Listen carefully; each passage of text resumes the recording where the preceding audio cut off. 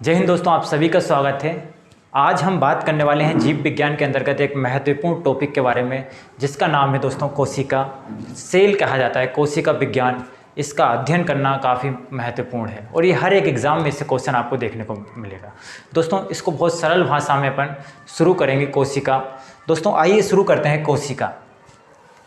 कोशिका दोस्तों, किसी भी जब जीव विज्ञान के अंतर्गत किसी भी चीज़ का अपन अध्ययन किया जाता है तो उसमें जो अध्ययन किया जाता है तो उसका जो बायोलॉजिकल जो नेम होता है वो काफ़ी महत्वपूर्ण होता है। जैसे कि दोस्तों कोशिका का जो बायोलॉजिकल नेम होता है वो क्या होता है? साइटो। क्या होता है? साइटो।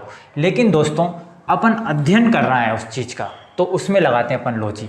तो कोशिका का अध्ययन कहलाता है साइटोलॉजी। ये काफ़ी एग्जाम में पूछा गया है कि कोशिका के अध्ययन को क्या कहते हैं, तो इसको कहते हैं साइटोलॉजी। कोशिका का अध्ययन कहलाएगा अपना साइटोलॉजी। दोस्तों अब बात आती है कि सबसे पहले कोशिका के बारे में जानकारी किसने दी अपन को। जो कोशिका के बारे में जो खोज करी है वो सबसे पहले किसने करी है? तो दोस्तों खोजा इसको सबसे पहला था वो था रॉबर्ट हुक। दोस्तों कोशिका जो होती है वो काफ़ी छोटी छोटी होती हैं दोस्तों। ये पेड़ पौधों में भी पाई जाती है, ये मनुष्य में भी पाई जाती है दोस्तों।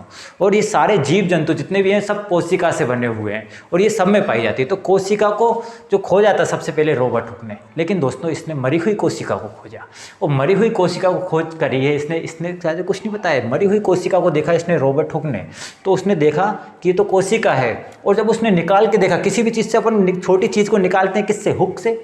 तो ये हुक से जब छोटी सी चीज़ को निकाला, इसलिए इसका नाम याद रखना रॉबर्ट हुक है। क्या नाम है इसका? Robert Hooke. लेकिन इसने तो मरी हुई कोशिका के बारे में बताया।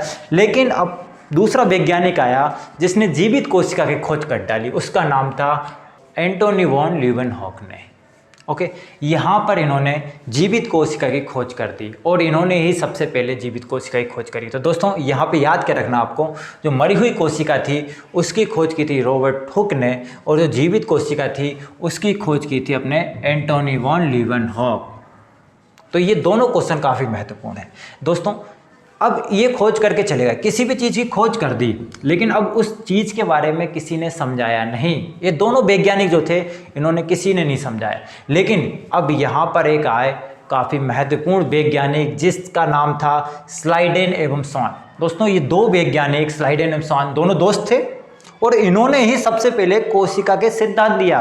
मतलब कोशिका होती क्या है, किसी के बारे में समझाना जरूरी है। खोजना तो जरूरी है, लेकिन उसके बारे में जो समझाया वो समझाया था स्लाइडेन एवं स्वान ने।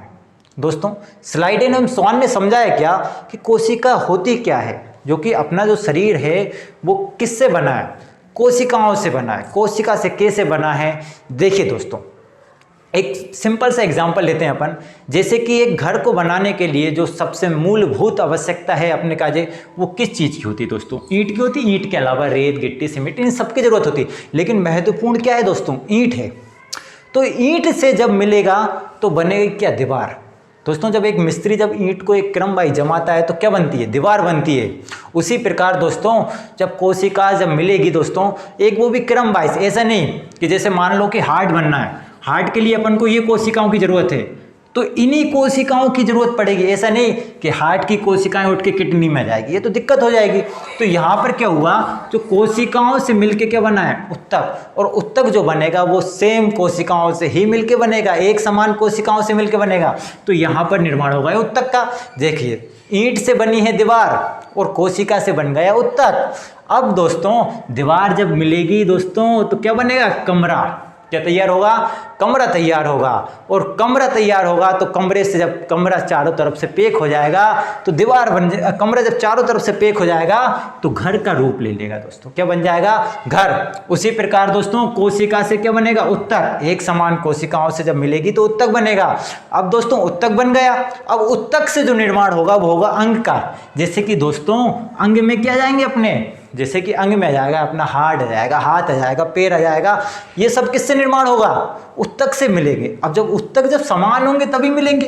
अब मान लीजिए कि मैंने अभी आपको बताया कि एक समान उत्तक जरूरी है अपने पास। जैसे कि मान लीजिए अपना हार्ट बनना है तो हार्ट के लिए अपन को समान उत्तक की जरूरत है। ऐसा नहीं कि किडनी वाला उत्तक हार्ट में जाएगा, ऐसा नहीं होगा दोस्तों। अब जब उत्तक मिलेंगे तो क्या बन जाएगा? अंग बनेगा। और दोस्तों अंग से क्या बन जाएगा? शरीर। पूरे शरीर का निर्माण कैसे होता है? अंग से होता है दोस्तों। तो यही सिद्धांत को समझाया था वो स्लाइडेन स्वान ने समझाया था। कोशिका से क्या बनेगा? उत्तक, उत्तक से अंग, अंग से शरीर बनेगा। ओके, तो यहाँ पे आपको समझ में आया कि कोशिका से किस प्रकार से एक शरीर का निर्माण होता है दोस्तों। चलिए दोस्तों, अब समझते हैं अपन कि ये जो सिद्धांत दिया स्लाइडेन स्वान ने, तो एक बात और ध्यान रखना आप कि स्लाइडेन स्वान ने जो सिद्धांत दिया था उसमें जो इन्होंने कहा था कि कोशिका जो है, कोशिका, अब समझना दोस्तों, यहाँ पे कोशिका क्या है? एक यूनिट है। क्या है? एक यूनिट है दोस्तों। यूनिट किसे कहते हैं?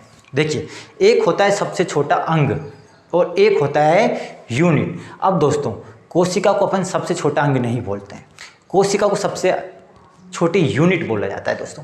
यूनिट क्या होता है दोस्तों? देखिए, यूनिट उसे कहते हैं जो सारे काम करने की क्षमता रखे।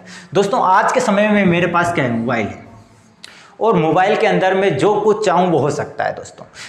जैसे कि दोस्तों, इसके अंदर मैं यूट्यूब चला सकता हूँ, फेसबुक चला सकता हूँ, मोबाइल फ़ोन लगा सकता हूँ, वीडियो कॉलिंग कर सकता हूँ, सब कुछ कर सकता हूँ। तो मतलब क्या है? एक ही यूनिट है जो सारे काम कर सकती है, वो क्या है? एक यूनिट है।